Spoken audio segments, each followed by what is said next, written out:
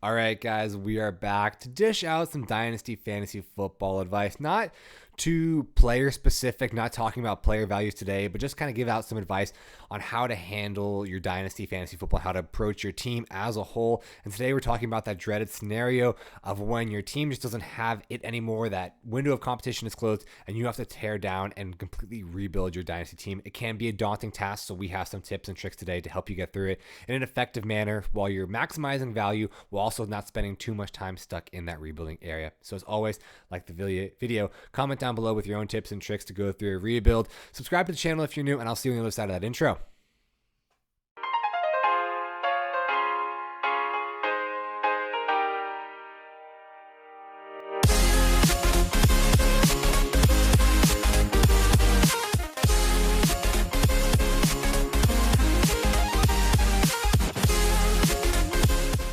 Welcome back into Twin Takes Fantasy Football, getting up close and personal in this video to share some advice about how to approach a dynasty rebuild when your team just doesn't have it anymore.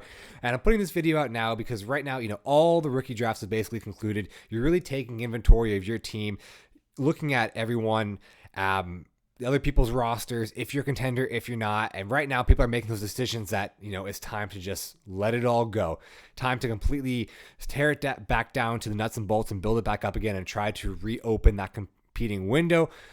So with that being said, let's get into some stuff that can probably help you maximize your rebuild and not put you in rebuilding purgatory for too long. So the first thing is don't go and fire sell. It's important to sit down and take inventory of your team, whether you have some aging veterans that have value now, whether you have some young assets that they have value now, but especially with running backs may not be good for the long-term investment, especially if you're looking to compete in a 2 to 3 year window. Just look at where all of your players sit and make sure you have individually identified which players are valuable, which players you can drop. Some players, the value just won't be there, so you just have to go ahead and drop them. Even if you think someone will pick them up off of a waiver wire, just go ahead and open up space to go in and invest in much younger players, some of those UDFAs that are milling around on the waiver wire. And this is a perfect time to do it because we're just about to start preseason. You're looking at guys that are going to get preseason hype, some guys that could some lower rounder wide receivers, some no-name running backs. That this could be like the Isaiah Pacheco era of last year, where if he's chilling on a waiver wire and got some hype through the preseason, go out and nab him and just build your value that way. Try to move on from those aging veterans. I wouldn't waste too much time trying to trade them because it's just going to impede your rebuild because you're looking to get younger talent available. So once you take inventory of all your players and what their values are, dropping the ones that have little to no value, going in and assessing what teams would want the values.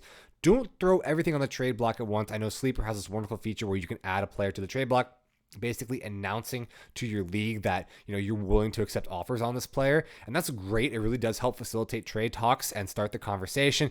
But if you put all of your players on the trade block at once, people are going to kind of get the impression that you just want to start over, that you're just willing to just get rid of your team, and you're going to absolutely completely destroy your value. So you need to put players on the trade block strategically. Maybe bring some of the older, more veteran players, throw them on there first, and then as they kind of get trades and you kind of start to accumulate capital, re-up and put maybe 2 or 3 more players on the trade block. Maybe do some stuff off the trade block as well. Start engaging in some conversation with some members outside of saying, hey, listen, where would you value this guy? What are you looking at for this? So again, don't try to do it all in one fell swoop. The most important thing I can tell you with rebuilds is going to take time and patience. And that's really, really critical to our next point, which is going to be, use patience when maximizing value. Some players, we talked about not throwing them all in the draft, not throwing all your players on the trade block at one time, not getting rid of all of them at one time. But you have to understand some of the players, they're going to have the best value before the draft or before the season starts, during preseason, during the hype. Some players, they're going to have the most maximum value at the trade line. These are going to be from last year, those Josh Jacob type players, those Saquon Barkley type players, a lot of those older veteran players that are having monster seasons. Their value will never be higher than mid. So you got to be patient. You got to be willing to hold on to them, take that risk, and then try to wheel and deal at the trade deadline. And sometimes you have to hold on to them for the entire season. Hopefully you can have a player like Javonte Williams. His value is not great right now, but if he can come back and actually put on a strong performance for the Broncos this year, you got to be willing to hold on to him, be patient, and then make deals for him after this season is through. So you want to maximize your value, but you also have to go into the back of your mind with this third nugget. And that's going to be, you're not going to get prime value for all your assets. You're in a rebuild. You're trying to move on from a large group of assets in a short period of time. You're going to have to be okay with taking 90 cents to the dollar. You're going to have to be okay with maybe quote unquote losing some trades, but be in mind that it's better to, let's just say Stephon Diggs, for example. It's better to take 90 cents on the dollar right now than hold on to him because you're not liking the trade offers next season and his value completely plummets due to either injury, due to retirement concerns, due to drop off in performance due to age. So, and if your window to compete is in 2 to 3 years, he's not going to be around for you to be around for your team in that time frame for you to compete then. So you're going to want to maximize your value and be able to take, know when you're getting the best offer, know when you've actually worked some deals, and be okay not getting the true value they believe in a player, but maximizing it before it falls off a cliff after the season, not holding on to it too long. And a lot of rebuilding, it's going to revolve around trades. You're going to need more than just your own draft capital to really facilitate a rebuild. And trading is a massive part of these rebuilds. When you're trying to tear down your roster, trying to get rid of old assets and accumulate young assets, you got to trade in order to acquire them. You can't draft and be a perfect drafter every single year in, year out when the rookie drafts, but trading is super, super nuanced. Don't just throw all your players on the trade block and expect them to get, prime value, prime trades immediately. It is so nuanced. You're going to get bad offers. You're going to get horrible offers. You're going to have people giving you basically no-name guys for your second or third round picks. It's okay. Do not get discouraged. Again, this is where I'm going to bring up that P word, patience. You have to fight through a lot of the bad, and then you get that one good trade offer, and you can be able to move forward. I am going to do a video next week that's completely centered around trading and how to accomplish trades and how to, facilitate trades and make that process easier. Because we all know that trading, especially in a dynasty league, it's emotionally, physically, mentally taxing and exhausting. So hopefully speeding up that process. So again, be patient. With the trades. It's not going to all happen overnight. And again, if you do, like going back to point number 2, it's just going to completely cannibalize your own value. So another point is once you start facilitating those trades, keep in mind where players are or what your trade partners are, like what their team is in. Are they in a win now mode? Are they more in a rebuild mode? And keep that in mind. Try to expand out your draft capital, because if someone's looking to challenge for the championship this year, maybe try to acquire a 25 draft capital because their 24 draft capital is going to be very late. So this is all goes to say point number 5, rebuilds are not built in 1 year. Don't trade your entire team for 2024 draft capital. Yes, I know it's a deep class, great running back room, headlined by Caleb Williams and Marvin Harrison. I get it. There's a lot of great talent, but you need to stretch out your capital. You have to hedge your bets.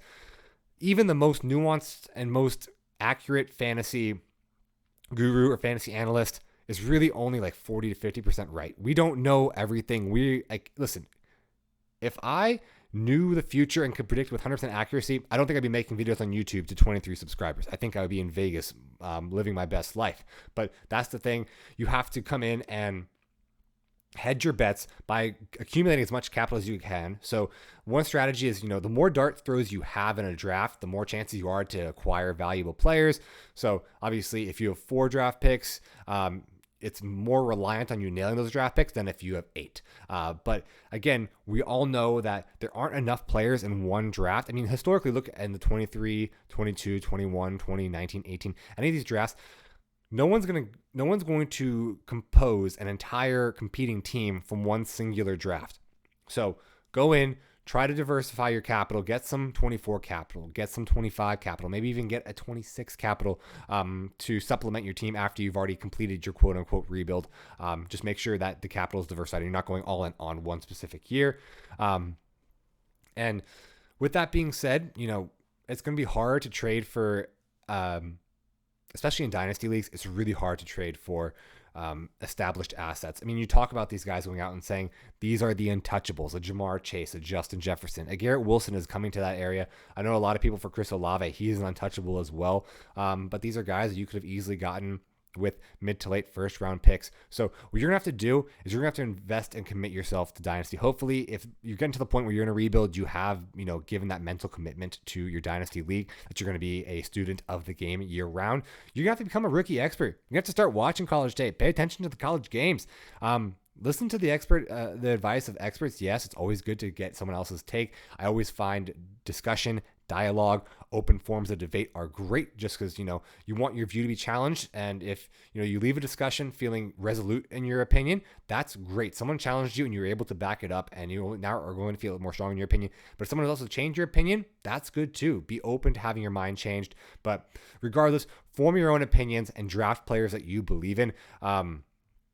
I'll give it back to the 2023 draft. I know a lot of people are very, very high on Devon A-Chain, going to an insane situation in Miami with the track star speed, with the offensive guru and Mike McDaniels.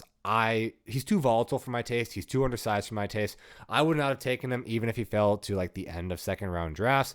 Maybe if we're talking value-wise, I don't think I could have passed up on the value at the end of the second round, but I certainly wasn't taking him at the end of first round, beginning of second round, like a lot of people were. So, that's what makes fantasy amazing and fun, is everyone has their own opinions, and sometimes you're right and sometimes you're wrong, and sometimes you win and sometimes you lose. But form your own opinions and draft the players you believe, because not only will you again be able to find these players that are going to be the core players to build your rebuild around, but if you draft a player that you believe in, I can go out there and tell you for this past year, let's talk about Addison. I was a huge Addison fan, saying that he could be mentioned as far as production profile-wise in the same breath as Jackson Smith-Njigba. If you like what I content and like what I do, you can go out, you can draft Jackson Smith-Njigba with the 106, ahead of a quarterback or ahead of Jahmyr Gibbs if you so desire. But if you personally believe in Jordan Addison, you're going to be a lot more committed to him. And then maybe if he has a bad rookie year, you're actually going to be more willing to stick with him, stick out the rebuild. So all this is just to say, form your own opinions, become a rookie expert, draft players that you believe in, because that's going to make the game much more fun, going to spice up the draft, because, if you're not competing, if you're planning on tanking, the fun of fantasy football is kind of sucked out of it, the August through January, and then you can probably put the fun back into it in the offseason when you can do all these rookie studies and really, really prepare for the draft. And then again, if you believe in the player, you're more likely to stick with them and not move off of them so easily, and hopefully develop these players that are going to be core pieces for your rebuild. But with all that being said, don't postpone it too long. A lot of people get almost addicted to the thrill of a rookie draft. They get addicted to the thrill of acquiring a first round pick, the thrill of that unknown. We are naturally risk tolerant people. It's why the lottery is so successful. It's why Vegas is so successful. We are people that love to gamble. We are people that are enthralled by what the unknown holds. But if you continue to postpone it, 2025 comes around, and then you sell off some of your assets to get 2026 draft capital. At some point, you have to start competing again. If you're tanking for maybe more than 2 years, you probably start rethinking your strategy, rethinking the rookies that you're acquiring. Maybe you do go in and throw 3 first-round picks on one of those untouchable wide receivers or one of those high-end quarterbacks to really get your team over the mark. But just all that to say, it's fun to rookie draft. It's fun to do that, but at some point, you have to get back to the core essence of fantasy football, which is competing when it comes down to those late December, early January weekends. So that's really all the advice I have to give you when it comes to building a rebuild, or doing a rebuild and tearing down your roster in a dynasty football league. Again, stay tuned next week, where I'll talk some nuanced strategies around trading, because I know just how absolutely exhausting it can be. If you have any other questions, maybe in relation to specific players, or just what you should do, or getting back into and determining when your competitive windows is, just again, always drop them in the comments below. I'll try to be super responsive, and I'll get back to you guys. But until next time, hope this was a short, sweet video for all you Dynasty heads out there, and take care.